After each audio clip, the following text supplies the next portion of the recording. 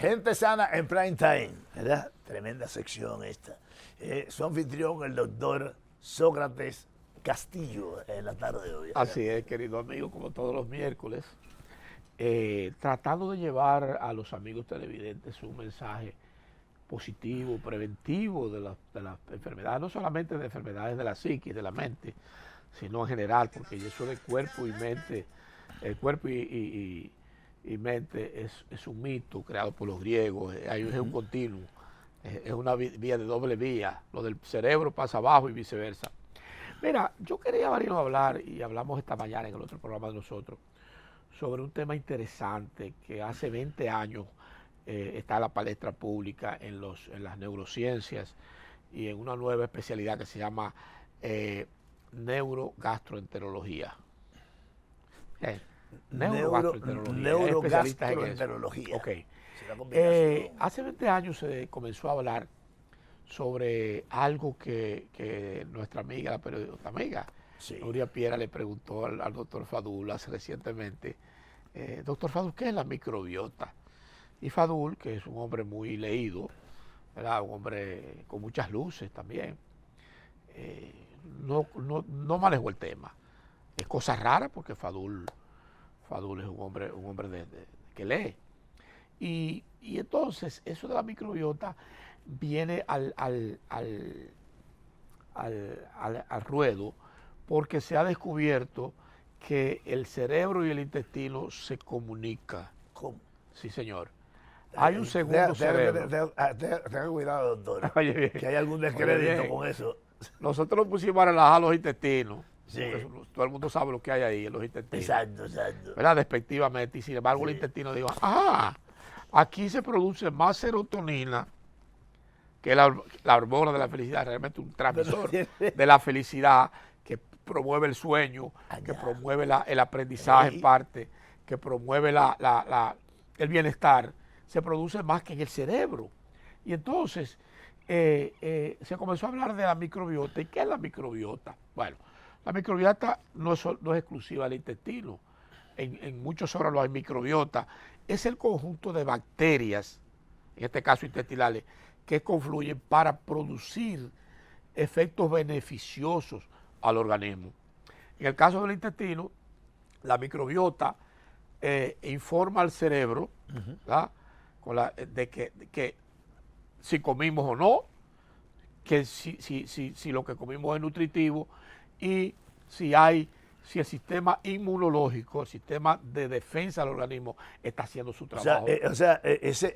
Matando microbios. Esas neuronas son autónomas, sin embargo, informan. Se reportan al genio. O sea, el intestino y el cerebro tienen una autopista de doble vía, o para allá y para arriba. Y quien le lleva el chismoso, el que le lleva la información del intestino al cerebro y viceversa, es un nervio que no trabaja, el nervio vago. Un vago que no trabaja, el décimo par craneal. Está escondido seguro. El neumogástrico, el décimo par craneal, pero realmente es un nervio importante, porque es el nervio que gobierna lo que se llama el sistema nervioso autónomo, como la UAS, ¿verdad? Sí. Nadie se mete con él, es el sistema que maneja los órganos. La inervación nerviosa de los órganos no es del cerebro aquí, ni de la médula espinal, no, es un sistema independiente que se llama sistema nervioso autónomo y que está formado por dos partes, el simpático y el parasimpático. El simpático es excitatorio y el parasimpático aguanta. Por ejemplo, los latidos del corazón los maneja el parasimpático, es que frena el corazón. El simpático, por ejemplo, tiene que ver mucho con la activación de los órganos, la producción de adrenalina, que es el transmisor. Entonces, el cerebro sabe lo que está pasando en el intestino y viceversa. Entonces, el intestino tiene esa microbiota que es parte del sistema nervioso intestinal, ¿verdad? El segundo cerebro, como dice. Ese sistema está formado por más de 100 millones de neuronas, sobre todo la microbiota. Y ahí hay bacterias positivas como los lactobacillus, que tiene mucho que ver con el funcionamiento del intestino, las secreciones que tiene el intestino, los líquidos que secrega y el reflujo esofágico. Y hay otros que tienen que ver con con efecto antiinflamatorio. Entonces, cuando la microbiota no funciona bien, se cree que puede influir en la salud mental de la gente. O sea, ahí vienen los llamados psicobióticos, que en Irlanda es uno de los países que más se está investigando sobre eso. En Uruguay también, hay muchos científicos. Uruguay es un país pequeño, pero es como Argentina, sí, era una provincia de Argentina. Y en Canadá, por ejemplo. Entonces, cuando la microbiota está saludable, se producen suficientes transmisores como la serotonina, que tiene que ver con la felicidad, ¿verdad? Y con el sueño, etcétera, el estado de ánimo. El GABA, que es lo que frena las neuronas para que no estemos nerviosos, se producen ahí. Y algunas hormonas que producen, como por ejemplo la grelina, que tiene que ver con el peso, con la sensación de hambre, y el cortisol, la microbiota, se afecta mucho con el estrés, pero modula el estrés también. Es decir, que si estamos muy estresados, la microbiota intestinal se afecta y esas bacterias funcionan menos. Entonces, cuando las microbiotas están funcionando bien, es antiestresante. ¿Tú me entiendes? O sea, tiene mucho que ver con el estado de ánimo. Correctamente. Con la tranquilidad, entonces, la paz. Entonces, el 90% de la serotonina que produce el cuerpo se produce ahí en el intestino, en las células intestinales. Y también el 70% de la función inmunológica, de las defensas del cuerpo, es en el intestino. O sea, cuando uno tiene un malestar estomacal, se descontrola completamente el estado de ánimo. Correcto. Y incluso no logra concentrarse en nada. O sea, el cerebro no puede ordenar, no puede mandar a normalizar. Entonces tiene que ser, el manejo tiene que ser absolutamente en la Junta Central. Así es. Entonces fíjate una cosa, los antibióticos, el uso indiscriminado de antibióticos en un país como el nuestro, donde la farmacia no requiere receta, es solamente controlada, tú vas a una farmacia y compras lo que tú quieras. Aquí las personas tienden a decir, el niño tiene fiebre, cómprale ampicilina, cómprale amoxicilina. No, porque eso tiene que ir por un médico y en base a un cultivo de secreciones o de sangre que se cultive, para ver si ese microbio que está ahí, sea virus o bacteria, es sensible o resistente al antibiótico. Cuando tú das antibiótico indiscriminadamente, la microbiota se daña, se eliminan bacterias de esas que son beneficiosas, y entonces la persona sufre y entonces puede alterar hasta su actividad mental. Produce, por ejemplo, los cólicos, o sea, las diarreas, los dolores, cólicos, todo eso. Viene el descontrol. Y por lo tanto el decaimiento de la persona. Entonces, ¿qué hacer para promover una microbiota sana? Bueno, la alimentación. La alimentación, mientras más variada es mejor. La cantidad de bacterias como lactobacillus, que son probióticos buenos. La meditación. Esos son los que vienen en un botecito. Sí, pero viven en simbiosis. ¿De qué es ese? Porque eso es como un concentrado. Bueno, eso no es yogur. Una especie de yogur. Ahí tiene microbióticos. Pero dicen algunos investigadores que no es tan efectivo ingerirlos para regularizar la microbiota alterada en el intestino, que es mejor hacerlo con efecto antiestrés, por ejemplo, y una dieta variada. Pero ¿cómo efecto antiestrés? ¿Lleva algún agregado? No, el antiestrés ideal es la meditación, la vida sana. Pero digo yo que usted dice se mezcla el yogur con algún antiestrés. Bueno, lo que pasa es que los probióticos que venden en los supermercados sobre todo, son concentrados de bacterias vivas, supuestamente, pero no lo son, porque esas bacterias están congeladas, no son vivas. Entonces, por eso mucha gente cree que ingerir esos probióticos no es saludable. Otros piensan que sí. El asunto es que si hay un desequilibrio en la flora intestinal normal, que vive en simbiosis ahí, o sea, viven en paz con el intestino, si hay un desequilibrio de eso, se cree que eso puede afectar la psiquis humana, y ya hay investigaciones que asocian el autismo, muy bien, Bacterias de esas que producen sustancias nocivas que van al cerebro y causan autismo. Eso se está investigando eso. El Parkinson y el Alzheimer, entre otras enfermedades. Ni pensar que la depresión, la ansiedad, la esquizofrenia, la bipolaridad se ha relacionado con la alteración de la microbiota. De manera que tenemos que entender que la salud intestinal es básica para una buena salud mental. Tú has oído hablar de los lavados del colon, ¿verdad? Sí, sí. Eso sí. es peligroso. Pero como que, espérese. Poco un desalojo no es malo. Máximo cuando una persona se siente pesada, que ha comido muchas cosas. Bueno, yo- el intestino es un reservorio, pero no necesariamente, porque en el intestino, aún el intestino grueso, que es que ya acumula las heces ya, o sea, pero el intestino delgado es donde se absorbe todo, todos los nutrientes. Sí. Pero en el intestino grueso, por ejemplo, las bacterias coliformes, la Escherichia coli, por ejemplo, sí. que es una bacteria que vive ahí, es la que Pero produce. esa dañina, según todos los diagnósticos médicos, el Escherichia coli Bueno, la Escherichia coli, cuando tú, por ejemplo, ingieres comida contaminada por Escherichia coli, te da diarrea, te pone malo. que lo tienen los ratones. No, eso es la lectospira, la La leptospirosis. lectospira. Entonces, Pero el salud pública, hay épocas donde se hacen campañas precisamente para si tú te tragas un agua de la playa, un trago de agua en la playa de Boca Chica, tiene Escherichia coli, porque la gente va ahí. Sí. Por lo menos en mi tiempo lo hacía, yo no sé ahora. Okay. Entonces, ¿qué pasa con si tú te haces un lavado colónico, como se hace en la medicina natural, se limpia el colon, pero se eliminan bacterias, porque el 50% del contenido de las heces son bacterias. Y esas bacterias que producen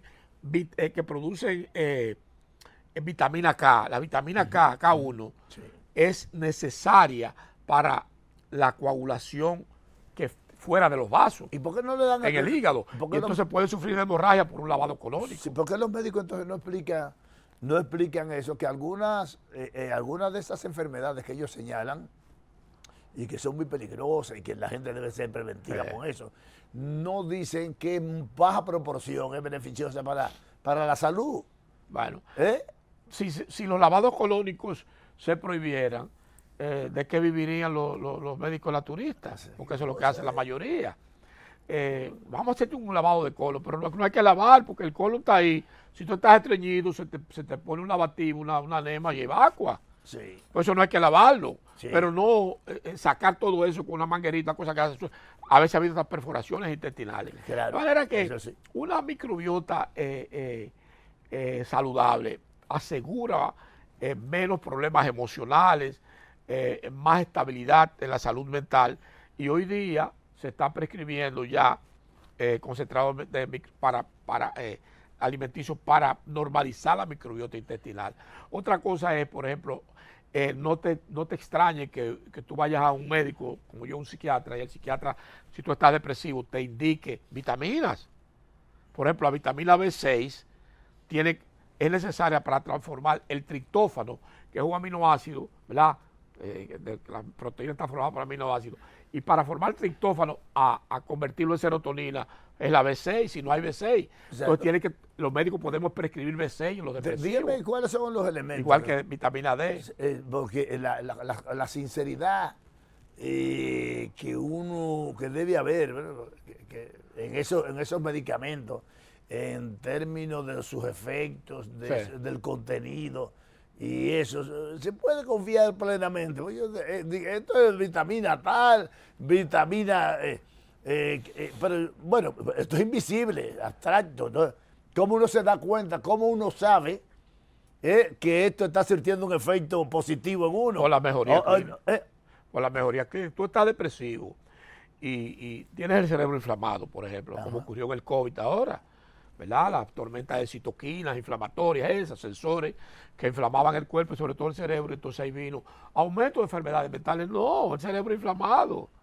Y se nota más la depresión, la ansiedad, el pánico, el insomnio. Es por eso, es por esa inflamación del cerebro. Entonces, hay, por ejemplo, la biotina, sí, la vitamina B7, está en el complejo B. Es importante es como antiinflamatoria. Si tú quieres, por ejemplo, tú le das salmón, el salmón es importante para prevenir las depresiones. ¿Entiendes? igual que la vitamina B6, igual que la vitamina D. Es decir que ya los médicos podemos prescribir, sean alimentos antiinflamatorios, con los dietistas lo pueden hacer, o medicamentos antiinflamatorios, como el ibuprofeno, a un paciente depresivo para tratar de desinflamar su cerebro. Yo prefiero que me den algunos los medicamentos que contienen ese tipo de vitaminas, cualquiera que esta sea. A usted ha hablado en estos días mucho sobre la inflamación del cerebro. Así es. ¿Cómo se manifiesta esta enfermedad? Irritabilidad, dolor de cabeza, cansancio. Es variado, insomnio, el cerebro inflamado, el cuerpo se inflama, el intestino se inflama, pero el cerebro se inflama. Por ejemplo, cuando hay, la inflamación es un mecanismo de regenerar, que tiene el cuerpo de regenerar los tejidos y eso. Ahí van glóbulos blancos, los macrófagos, ahí va glucosa, van proteínas para reparar cuando hay un daño, por ejemplo, en el cerebro, cualquier órgano. Pero cuando ese cerebro se queda inflamado, lo que causa es daño, que fue lo que pasó con el COVID. Sí. Entra el virus del COVID al cuerpo, entonces se prenden unas cebollas, como los carros, unos sensores, las citoquinas. Son rastros de proteínas que marcan la inflamación, y las citoquinas le dicen a los glóbulos blancos, ahí va un invasor, combátelo, y los glóbulos blancos, los macrófagos comienzan a producir anticuerpos en la sangre, pero las citoquinas después se apagan normalmente, y entonces ya el cuerpo controla con los anticuerpos producidos, pero se quedaron prendidas.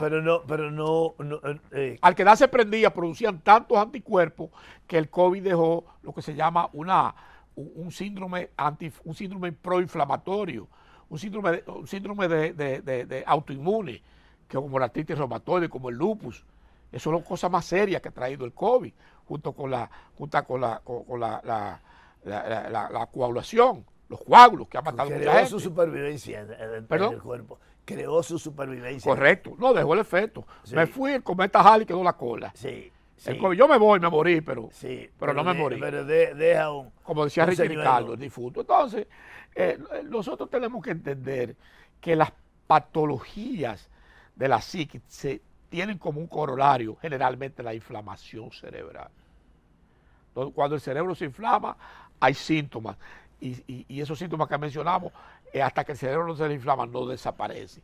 Por tanto, en el futuro, los psiquiatras ya debemos estar trabajando con los nutricionistas para restablecer la flora intestinal. ¿Qué otros efectos negativos causa, por ejemplo? Porque lo que hay mucha profusión de enfermedades terminales, como los ataques cardíacos, el cáncer metastásico.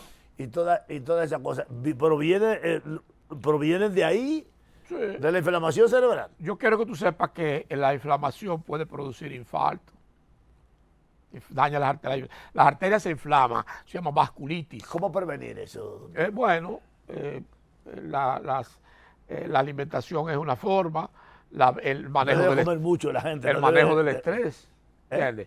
El estrés, la respuesta inflamatoria del estrés es producción del famoso cortisol, la hormona de la inflamación. Sí. Y el cortisol te produce diabetes, te produce resistencia a la insulina, te produce problemas en los riñones, de todo. Y entonces baja las defensas, la producción de anticuerpos. Cuando los anticuerpos no se producen, entonces tú estás preso, viene cualquier enfermedad. Lo mismo que con la falta del sueño, baja la defensa también. Entonces, que el cerebro intestinal es importante mantenerlo saludable para que le comunique al cerebro principal aquí que todo anda bien. Comer saludable. Comer saludable. Sí, comer saludable, la meditación. Y cuando no, usted doctor, esto está fuera de cosas, no es que uno anda buscando curandero ni nada de esas cosas, pero el té de Zen que le daban a uno, ¿usted recomienda? Mira, yo no soy enemigo de la medicina natural por completo, porque nosotros sabemos que la canquiña, ¿te acuerdas? Sí. Hace botar las lombrices, el apazote, ¿tú entiendes? La ruda, ¿cómo se llama? La manzanilla que calma. En línea a la gente. Las plantas son medicinales, lo que pasa es que la gente ahora, por ejemplo, vamos a comer una pastilla de ajo para bajar la presión, tiene que un saco de ajo para bajar la presión. Muchísimas gracias, doctor Sócrates. Castillo por venir a este programa. Cuánta riqueza, Gracias cuánta a usted. sabiduría. Señores, hasta aquí, Prime Time.